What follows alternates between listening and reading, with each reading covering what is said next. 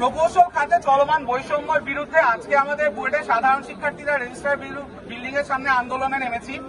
প্রকৌশল খাতে চলমান বৈষম্য এবং আমাদের আন্দোলনের দাবি সমূহ নিয়ে আপনাদের সামনে আজকে আমরা এসে দাঁড়িয়েছি। প্রকৌশল খাতে বর্তমানে চলছে চরম বৈষম্য, যার মধ্যে রয়েছে নিয়ম বহির্ভূতভাবে অতিরিক্ত পদোন্নতির কারণে বিএসসি প্রকৌশলীদের এন্ট্রি লেভেলের পদ সংখ্যা সংকুচিত করা, নবম গ্রেডের সহকারী প্রকৌশলী পদে অভ্যন্তরীণ কোটার মাধ্যমে ডিপ্লোমাধারী উপসহকারী প্রকৌশলীরা নিয়মের বাইরে অতিরিক্ত পদোন্নতি পেলেও সহকারী প্রকৌশলী পদে নিয়োগ পরীক্ষায় বিএসসি প্রকৌশলীদের প্রবেশ পদ সংকুচিত হচ্ছে। এমনকি নিয়োগ বিজ্ঞপ্তি দেওয়ার পরেও সেই বিজ্ঞপ্তি বাতিল করে ডিপ্লোমাধারী উপসহকারী প্রকৌশলীকে পদোন্নতি দেওয়া হয়েছে। অনেক প্রতিষ্ঠানে পদোন্নতির হার শূন্য পদে 33% উল্লেখ থাকলেও তা লঙ্ঘন করে 40% থেকে 100% পর্যন্ত পদোন্নতি প্রদান করা হচ্ছে। ফলে নবম গ্রেডের প্রকৃত এন্ট্রি লেভেলের পদগুলো কমে যাচ্ছে এবং বিএসসি প্রকৌশলীদের প্রবেশাধিকার বাধাগ্রস্ত হচ্ছে, যা সংবিধানের সুযোগের সমতা নীতির পরিপন্থী। দশম গ্রেডে আবেদনের সুযোগ থেকে বঞ্চিত। উপসহকারী প্রকৌশলী পদে শুধুমাত্র ডিপ্লোমাধারীরা আবেদন করতে পারেন। Bangladesh national qualification framework BNQF অনুসারে ডিপ্লোমা ডিগ্রি BNQF লেভেল 6 এর অন্তর্ভুক্ত, যেখানে BSc engineering degree BNSQ level 7 এর।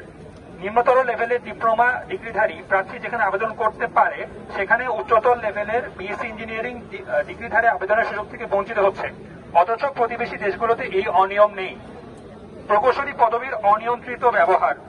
গেজেট অনুসারে শুধুমাত্র বিএসসি ইঞ্জিনিয়ারিং ডিগ্রিধারীরা প্রকৌশলী পদবী ব্যবহার করতে পারেন, যা মাঠ পর্যায়ে মানা হচ্ছে না।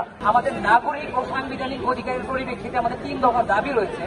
আমাদের প্রথম দফা দাবি হচ্ছে নবম গ্রেডে প্রমোশনের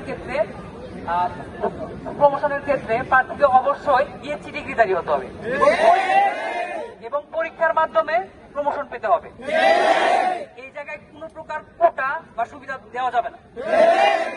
আমাদের দ্বিতীয় দাবি হচ্ছে দশম গ্রেডে সাব অ্যাসিস্ট্যান্ট ইঞ্জিনিয়ার পদে নিয়োগের ক্ষেত্রে এটা সকলের জন্য উন্মুক্ত করতে হবে। পৃথিবীর কোন দেশে উচ্চতর যোগ্যতার কেউ নিম্নতর যোগ্যতার কোন এক্সামে পরীক্ষা দিতে পারে না এমন নাই। চায়না, ইন্ডিয়া, পাকিস্তান এর উদাহরণ।